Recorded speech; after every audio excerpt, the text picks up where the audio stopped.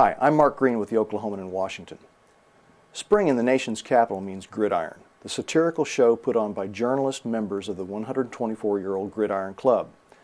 The idea is to singe, not burn the show's targets, Republicans, Democrats, even the press itself, through songs sung by Gridiron members decked out in outlandish costumes.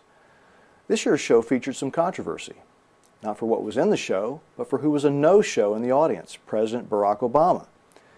Instead of sitting at a head table for the 4 to 5 hours it takes for the dinner and the show to run their course, Obama was at Camp David with his family. Tough choice, right? Actually, it was. No one since Grover Cleveland had skipped Gridiron in the first year of his presidency. Big deal, you say. But social life in Washington, including the symbiotic relationship between the press and the prez, is lubricated by spots on the calendar like the Gridiron Show. With Obama in the Catoctin Mountains of Maryland and Vice President Joe Biden pinch hitting, things were teed up pretty nicely for some yucks at the expense of the Fourth Estate. California Governor Arnold Schwarzenegger spoke for Republicans when he said the president's absence must have shocked a reporting fraternity that gave Obama so much good press during last year's campaign.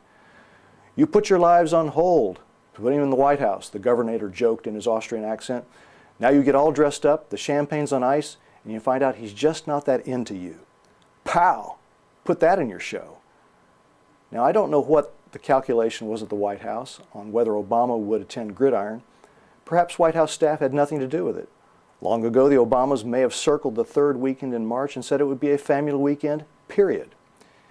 Yet for every action in Washington, there often is a disproportionate reaction. Obama's new administration is struggling a bit, trying to find its batting eye in the middle of a crummy economy. Treasury Secretary Timothy Geithner hasn't found his stride yet, and already is a favorite joke source for Saturday Night Live. And yes, he took some lumps at Gridiron. The not-so-serious point is that members of the press can be fickle and precocious, like a bunch of little children, but they also have long, long memories. Stiff the press at Gridiron? Watch out, the reporting pack gets mad, but it's also pretty good at getting even. I hear the songwriters already are limbering up for next year's Gridiron Show.